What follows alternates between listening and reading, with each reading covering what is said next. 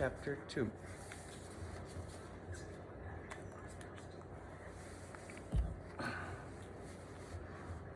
Here you go. Alright. They each had their own room and all. They were both around 70 years old, or even more than that.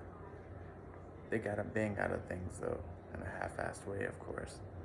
I know that sounds mean to say, but I don't mean it mean. I just mean that I used to think about old Spencer quite a lot.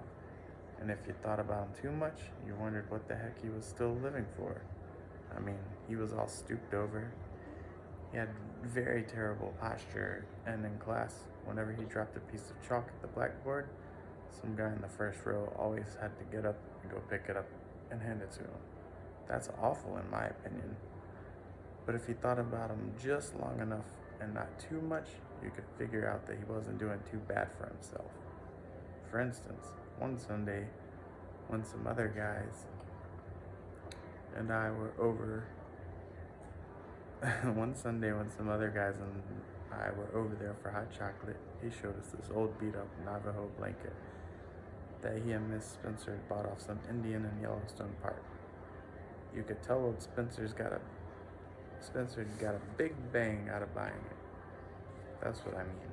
You take somebody old as hell, like old Spencer, and they can get a big bang out of buying a blanket.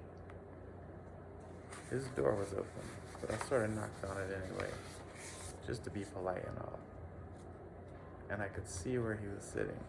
He was sitting in a big leather chair, all wrapped up in that blanket I just told you about. He looked over at me when I knocked. "Who's that?" he yelled. "Caulfield? Come in, boy." He was always yelling outside class. It got on your nerves sometimes. The minute I went in, I was sort of sorry I'd come. He was reading the Atlantic Monthly, and there were pills and medicine all over the place, and everything smelled like Vicks nose drops. It was pretty depressing. I'm not too crazy about sick people anyway. What made it even more depressing, old Spencer had on this very sad, ratty old bathrobe that he was probably born in or something. I don't much like to see old guys in their pajamas and bathrobes anywhere. Their bumpy old chests are always showing, and their legs. Old guys' legs at beaches and places always look so white and unhairy. "Hello, sir," I said. "I got your note." "Thanks a lot." He'd written me this note asking me to stop by and say goodbye before my vacation started on account of I wasn't coming back. "You didn't have to do all that. I'd have come over to say goodbye anyway." "Have a seat there, boy," old Spencer said. He meant the bed. I sat down on it. "How's your grip, sir?" "Boy, if I felt any better, I'd have to send for the doctor," old Spencer said. That knocked him out. He started chuckling like a madman, then finally ended himself out and said, "Why aren't you down at the game? I thought this was the day of the big game." "It is. I was. Only I just got back from New York with the fencing team," I said. Boy, his bed was like a rock. He started getting serious as hell. I knew he would. "So you're leaving us, eh?" he said. "Yes, sir. I guess I am." He started going into this nodding routine. I never saw anybody nod as much in your life as old Spencer did. Thinking and all, or just because he was a nice old guy that didn't know his ass from his elbow. "What did Dr. Thurmer say to you, boy? I understand you had quite a little chat." "Yes, we did. We really did. I was in his office for around 2 hours, I guess." "What'd he say to you?" "Oh, well, about life being a game and all, and how you should play it according to the rules. He was pretty nice about it. I mean, he didn't hit the ceiling or anything. He just kept talking about life being a game and all, you know. Life is a game, boy. Life is a game that one plays according to the rules." "Yes, sir. I know it is. I know it." "Game my ass. Some game. If you get on the side where all the hot shots are, then it's a game, all right. I'll admit that. But if you get on the other side where there aren't any hot shots, then what's the game about? Nothing. No game." Has Dr. Thurmer written to your parents yet? Old Spencer asked. He said he was going to write them Monday. Have you communicated with them? No, sir, I haven't communicated with them because I'll probably see them Wednesday night when I get home. And how do you think they'll take the news? Well, they'll be pretty irritated about it, I said. They really will. This is about the fourth school I've gone to. I shook my head. I shake my head quite a lot. Boy, I said. I also say boy quite a lot. Partly because I have a lousy vocabulary, and partly because I act quite young for my age sometimes. I was 16 then. I'm 17 now. Sometimes I act like I'm about 13. It's really ironical because I'm 6'2" and a half, and I have gray hair. I really do. The one side of my head, the right side, is full of millions of gray hairs. I've had them ever since I was a kid. And yet, I still act sometimes like I was only about 12. Everybody says that, especially my father. It's partly true too, but it isn't all true. People always think something's all true. I don't give a damn except that I get bored sometimes when people tell me not, or people tell me to act my age. Sometimes I act a lot older than I am. I really do, but people never notice. People never notice anything. Old Spencer started nodding again. He started picking his nose. He made out like he was only pinching it, but he was really getting the old thumb right in there. I guess he thought it was alright to do because it was only me that was in the room. I didn't care, except it was pretty disgusting to watch somebody pick their nose. Then he said, I had the privilege of meeting your mother and dad when they were here, or when they had their little chat with Dr. Thurner some weeks ago. They're grand people. Yes, they are. They're very nice. Grand. There's a word I really hate. It's a phony. I could puke every time I hear it.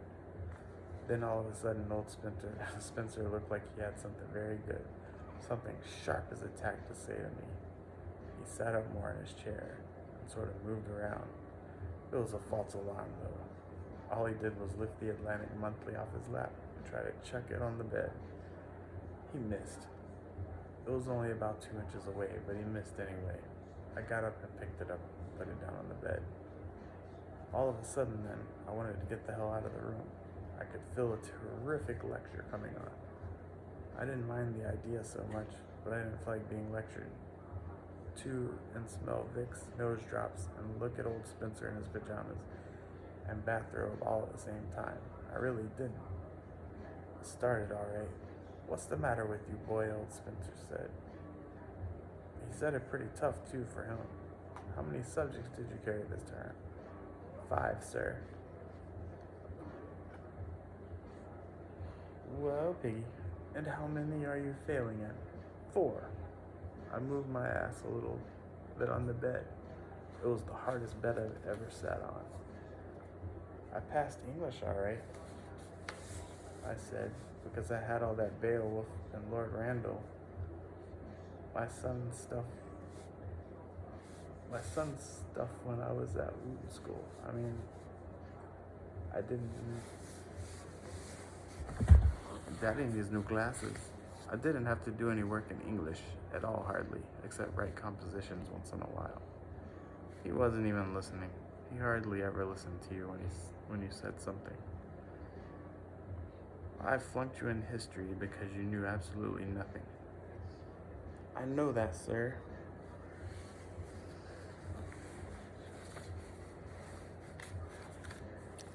I know that, sir.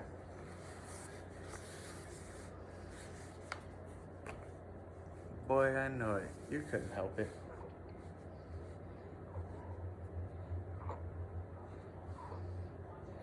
There's like a little bit left.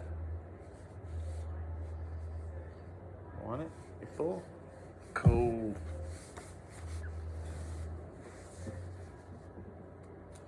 Ooh, let's fold that for a second.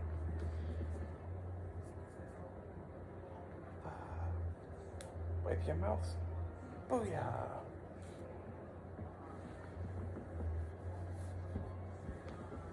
Oh.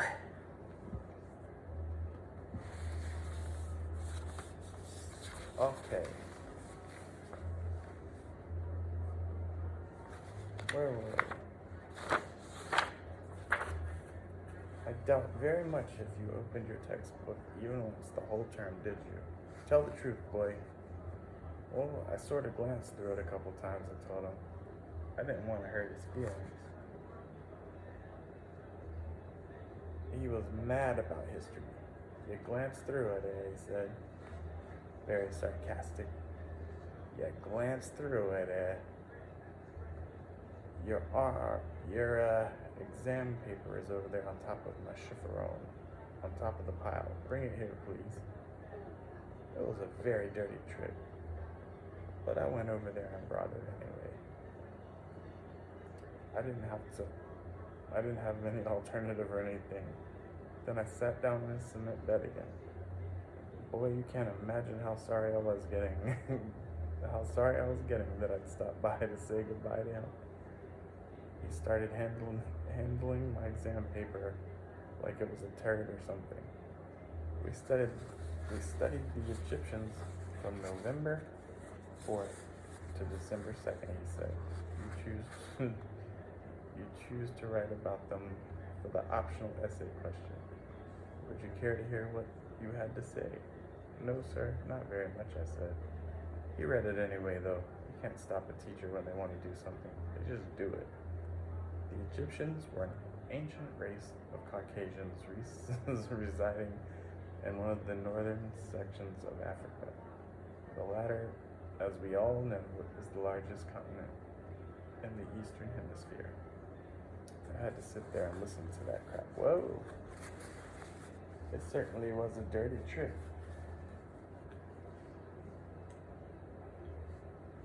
Yeah. Let's get your arms under you.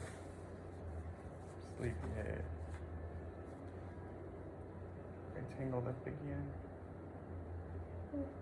There you go.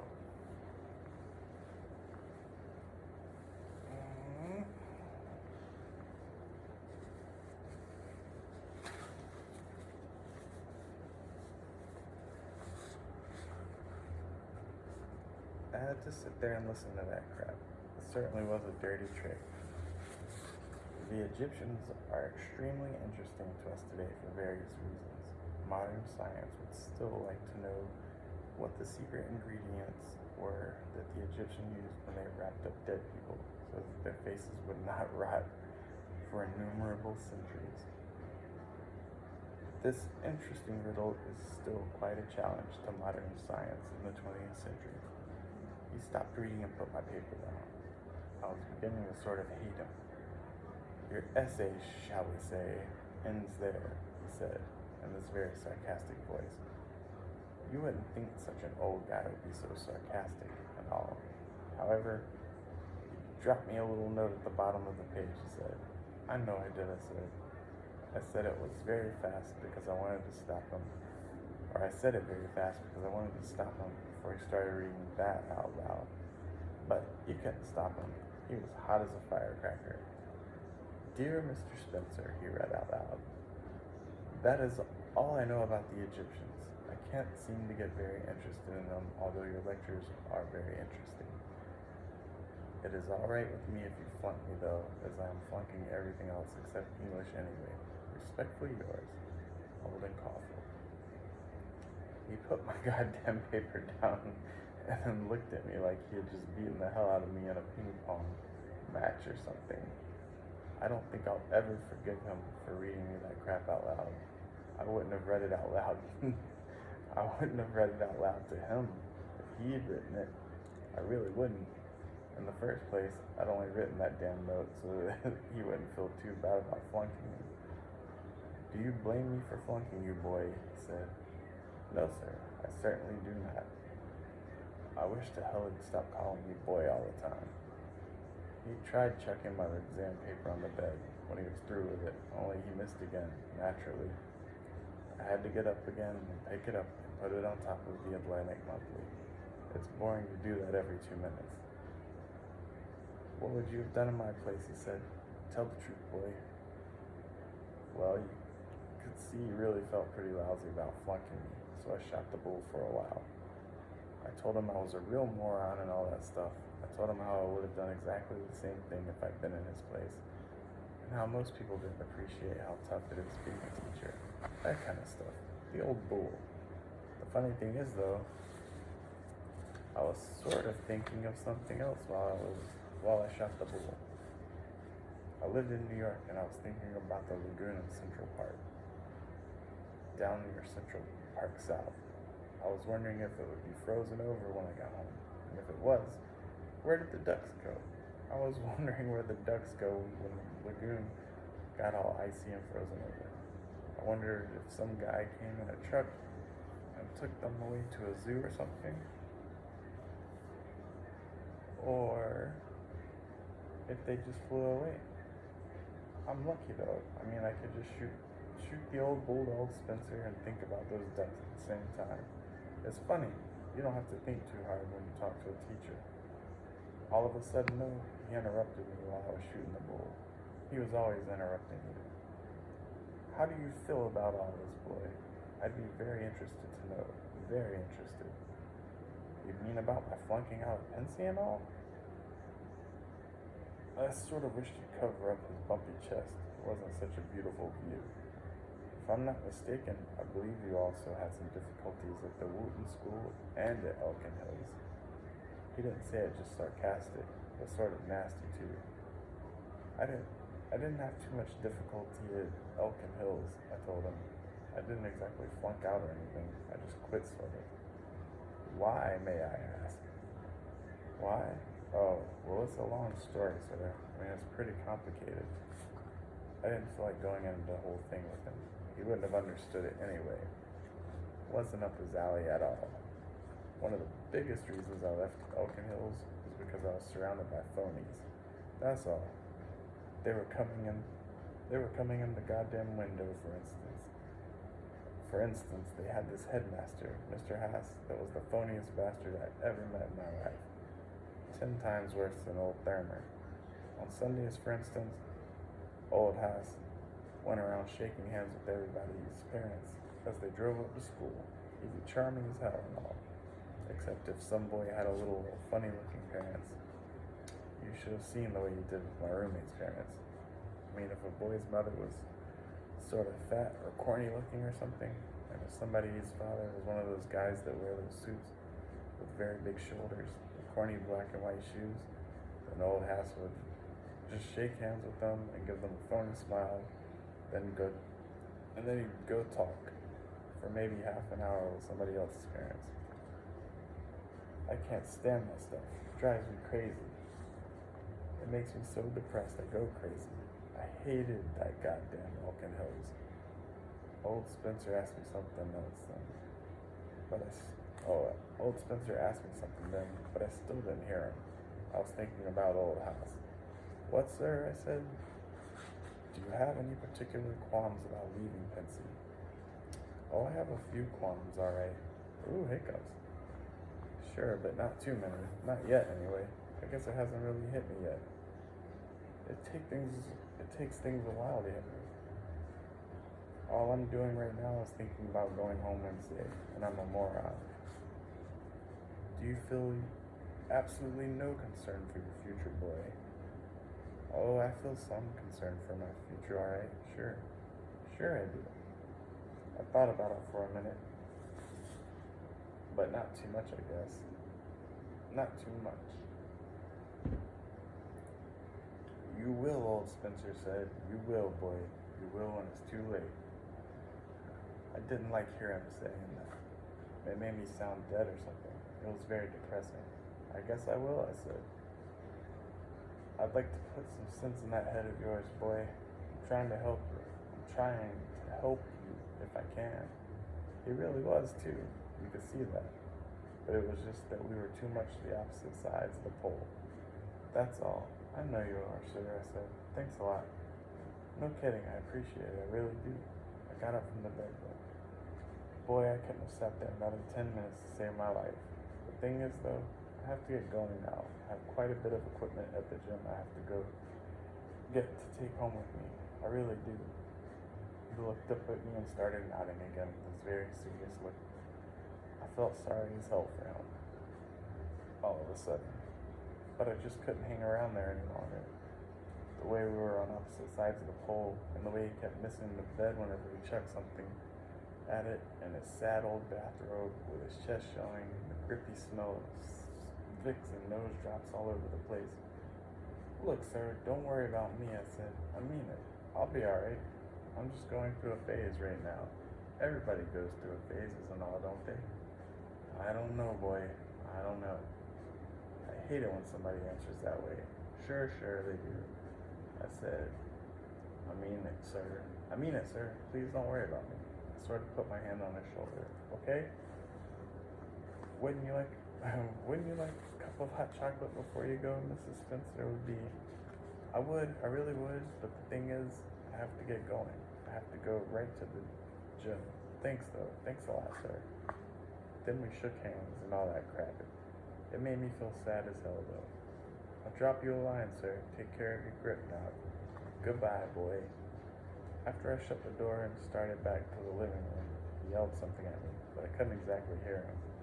I'm pretty sure he yelled good luck at me. I hope not. I hope to hell not. I'd never yell good luck at anybody. It sounds terrible when you think about it. Chapter 2 done.